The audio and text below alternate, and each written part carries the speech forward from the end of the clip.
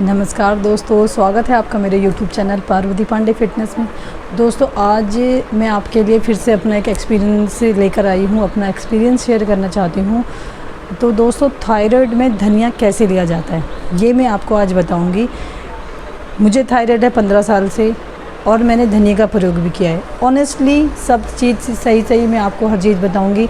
मुझे इससे क्या फ़ायदा हुआ, मुझे इसको मैंने कितने दिन तक लिया, इसको लेने के मुझे क्या फ़ायदा हुआ, और मैंने ये कब तक लिया, कब मैंने इसको छोड़ा, तो ये मैं सब चीज़ आपसे शेयर करूँगी। ये थायराइड होता क्या है? थायराइड सबको पता ही है, हमारे गले में एक ग्लैंड होता है जो तितली के आकार का होता है। ये हमारे रोज़ के काम, जो हमारे रोज़ के मेटाबॉलिज्म वगैरह काम होते हैं, उनको कंट्रोल करता है। तो दोस्तों, थायराइड दो प्रकार के होते हैं, हाइपरथायराइड और हाइपोथायराइड। हाइपरथायराइड में वेट कम होता है, हाइपोथायराइड में वेट ज़्यादा होता है। हाइपरथायराइड में जो हमारे पाचक रस हैं, जो हमारे हार्मोन्स हैं, वो ज़्यादा मात्रा में रिलीज़ होते हैं और हाइपो में कम मात्रा में रिलीज़ होते हैं। तो देखिए, हाइपर में अगर जो ज़्यादा हमारे हार्मोन्स रिलीज़ होंगे तो उससे शरीर दुबला होता है, क्योंकि ज़्यादा हार्मोन्स हमारे, ज़्यादा न्यूट्रिशन टूट रहे हैं, तो वहाँ पे हमारा शरीर ज़्यादा वर्क कर रहा है, तो वो शरीर हमारा घिसता है, हमारा शरीर कमज़ोर होता है, दुबला होता है। और वहीं हाइपोथायराइड में जब हमारा हार्मोन्स कम रिलीज़ होते हैं, हमारे न्यूट्रिशन धीरे धीरे रिलीज़ होते हैं, तो हमारा जो होता है वेट गेन होता है, मेटाबॉलिज्म जो होता है वो स्लो हो जाता है, जिसकी वजह से हम वेट गेन जल्दी कर लेते हैं। तो इसके लक्षण भी बहुत हैं, दुबलापन होना, शरीर में शक्ति नहीं होना, थकान होना, हाथ पैरों में सूजन हो जाना, तो इसके काफ़ी लक्षण हैं। तो दोस्तों, मुझे था हाइपोथायराइड, मतलब जिसमें वेट गेन होता है। सबसे पहले मैं आपको बताती हूँ कि धनिए का सेवन किस प्रकार करना चाहिए। हाइपरथायराइड, वैसे आप चाहें तो धनिए के पत्ते भी ले सकते हैं, जो धनिया हम ऊपर से डेकोरेट करने के लिए डालते हैं, और धनिए के सीड्स भी ले सकते हैं, धनिए के बीज भी ले सकते हैं। तो जो धनिए के पत्ते हैं वो आप लीजिए, लेकिन दोस्तों उसको ना ज़्यादा मात्रा में लेने में क्या होता है, वो ठंडा करता है, क्योंकि उसकी तासीर ठंडी होती है, तो वो हमारे शरीर में थोड़ा ठंडा, हमारे शरीर को ठंडा करता है, जिससे की वजह से ना हमारे जोड़ों में दर्द और खांसी जुकाम वगैरह का प्रॉब्लम हो सकता है। बट ये हाइपरथायराइड में इफ़ेक्टिबल है, ये मैं बोलती हूँ। हाइपरथायराइड में जिसमें हार्मोन्स ज़्यादा रिलीज़ होते हैं, उसमें ये कारगर है। अब दोस्तों, अपने एक्सपीरियंस से मैं आपको बताऊँ तो मुझको था हाइपोथायराइड।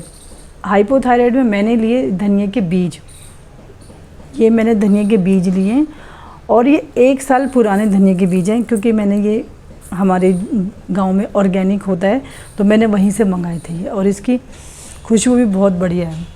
तो दोस्तों, ये लेना कैसे है?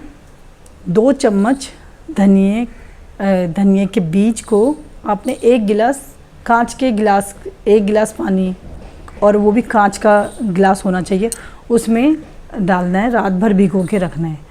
कांच का गिलास किस लिए? कांच का गिलास इसलिए क्योंकि मेटल, प्लास्टिक वगैरह ये अपने तत्व कुछ छोड़ते हैं पानी में, लेकिन जो कांच होता है वो सेफ़ है, वो मतलब सेफ़ लगता है। तो आप कांच का गिलास में 2 चम्मच धनिया के सीड्स आप उसमें डाल दीजिए, रात भर छोड़ दीजिए। अब आपने क्या करना है, ज़्यादा गर्मी के दिन है, ज़्यादा आप गर्मी से मतलब ग्रस्त हैं और पित्त प्रकृति है, तो आप उसको 2 चम्मच जो हमने भिगा रखा है, तो आपने क्या करना है कि धनिए के पानी को छानना है और उसको नॉर्मली पीना है खाली पेट। दोस्तों, खाली पेट पीना है। फ्रेश होने के, पानी पीने के बाद जब आप फ्रेश होकर आएंगे तो आपने ये धनिए के पानी को पीना है। दूसरा, आपने इसको सर्दियों में, आप इसको सर्दियों में क्या मतलब, आप इसको अगर पी सकते हैं थोड़ा गुनगुना, तो आप इसको 1/3 होने तक पानी को पैन में डालिए, और उसमें बीज भी होने चाहिए, छानना नहीं है। पानी को पैन में डाल के उसको 1/3 होने तक उबालिए। उबालने के बाद वो जब 1/3 हो जाए तो उसको आप सिप सिप करके पी लीजिएगा खाली पेट। उसके 1 घंटे तक आपने कुछ नहीं खाना है ना पीना है। तो ये हो गया आपका लेने का तरीका। इसको आपने सुबह लेना है, खाली पेट लेना है। उसके बाद अब मैं ये आपको बताती हूँ कि ये आपने कितने दिनों तक लेना है। दोस्तों, ये सिर्फ आपको 3 महीने तक लेना है। 3 महीने के बाद आप अपना टेस्ट कराइए, आपको सही लगता है, आप फिर भी आप इसको 1 महीना 2 महीना छोड़ने के बाद दोबारा शुरू करेंगे, लेकिन 3 महीने के बाद आपने इसको बंद करना है और साथ में अपनी मेडिसिन ज़रूर लेनी है दोस्तों। मेडिसिन नहीं छोड़नी है, नहीं तो कोई फ़ायदा नहीं है। आपने मेडिसिन लेनी है, उसके बाद आपकी मेडिसिन धीरे धीरे अपने आप ही कम हो जाएगी, इसमें कोई घबराने वाली बात नहीं है दोस्तों। ये मैंने आपको बताया कैसे लेना है और कितने टाइम तक लेना है। अब मैं आपको बताती हूँ, अगर हमने इसको ज़्यादा मात्रा में 3 महीने से ऊपर भी ले लिया तो क्या प्रॉब्लम होगा। तो दोस्तों अगर आपने इसको ज़्यादा दिनों तक ले लिया तो ये हमारा यूरिक एसिड बढ़ा सकता है, तो जो कि हमारी किडनी के लिए अच्छा नहीं है। तो आपने इसको ज़्यादा दिनों तक नहीं लेना। अब मैं आपको कुछ अपने एक्सपीरियंस बताती हूँ कि मैंने ये लिया, 3 महीने तक धनिया का पानी मैंने पिया, मुझे बहुत फ़र्क लगा। मेरा जो हाथ पैरों की सूजन थी वो भी कम हो गई, यहाँ पे भी मेरे स्वेलिंग थी वो भी कम हो गई। तो जिनका वेट बहुत ज़्यादा है उनके लिए तो ये रामबाण है, इससे तो वेट लॉस होता है, वेट कम होता है, आपकी पूरी की पूरी बॉडी का जो एक्स्ट्रा फैट है वो निकलता है और हमारी बॉडी अच्छी डिटॉक्स होती है। ये आयरन की कमी को पूरा करता है, ये हमारे शरीर के अंदर से सफाई करता है। थायराइड के धनिया के तो बहुत लाभ हैं दोस्तों। मेरे को ये बहुत इफ़ेक्टिव लगा, बहुत अच्छा लगा। मतलब मुझे ऐसा लगा मैं बॉडी कितनी हल्की हो गई है, कितनी अच्छी हो गई है, और लगा ही नहीं। कभी कभी तो मैं सैटरडे संडे भी मेडिसिन छोड़ देती थी अपनी।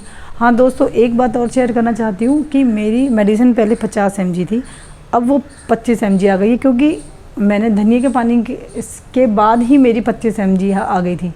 और कोई मुझको सोचता है कि इसको पतले होने वाला थायराइड है, इसको हाइपर थायराइड है, लेकिन मैं कहती हूँ नहीं, ये मैंने अपना थायराइड खुद कम किया है, अपनी फिटनेस से मैंने ये कम किया है। मुझे थायराइड हाइपो ही था। तो दोस्तों अब ये सिचुएशन है कि मेडिसिन मैं अब लेती नहीं हूँ। उज्जाई प्राणायाम और धनिया के पानी से मेरा थायराइड काफ़ी हद तक कम हो गया। और सबसे बड़ी बात है, इसमें आहार का भी ध्यान रखना है।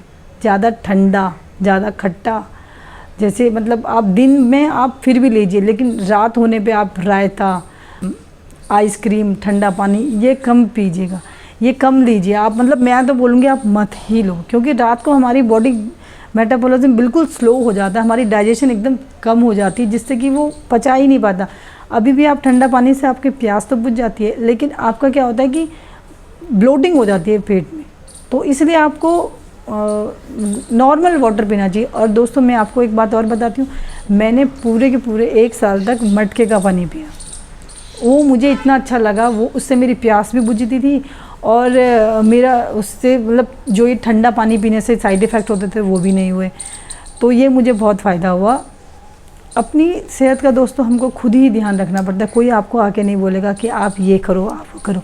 हम लेडीज़ को अपनी सेहत का ध्यान खुद ही रखना है, तभी हम आगे तक अपना शरीर मेंटेन कर पाएंगे। हम अंत में दोस्तों मैं आपको बोलूँगी आहार पे भी आप अपना विशेष ध्यान दीजिए। अखरोट जो है वो थायराइड के लिए बहुत अच्छा है, भीगे हुए अखरोट को आप खाइए रोज़। वो हमारे लिए मतलब लेडीज़ के लिए भी वैसे भी बहुत अच्छा है। थायराइड में तो अखरोट, भीगा हुआ अखरोट बहुत वरदान साबित होता है दोस्त। अपने आहार में घी को भी रखिए। मैं घी पर भी एक वीडियो आपको ज़रूर बना के दूंगी, जो कि मैं अपनी डाइट में हमेशा रखती हूँ। बाकी गाजर लीजिए, आंवला लीजिए और उज्जाई प्राणायाम कीजिए दोस्तों। उज्जाई प्राणायाम से आपका थायराइड 1 महीने में सही हो जाएगा, ये मैं आपको गारंटी दे रही हूँ। अगर आप विधिवत तरीके से करेंगे आपका थायराइड 1 महीने में सही हो जाएगा। कोई थायराइड बीमारी थोड़ा ना है, गलत खान पान की वजह से ही ये बीमारी आई है और कुछ प्रॉब्लम नहीं है। तो दोस्तों ये था मेरा एक एक्सपीरियंस और थायराइड में धनिया का प्रयोग कैसे करें। तो दोस्तों आपको ये मेरी जानकारी कैसी लगी आप मुझे कमेंट करके बताइएगा। अच्छी लगे तो वीडियो को लाइक कीजिए, सब्सक्राइब कीजिए, अपने दोस्तों के साथ शेयर कीजिए। मैं पार्वती पांडे मिलती हूँ आपको अपनी अगली वीडियो में, तब तक नमस्कार।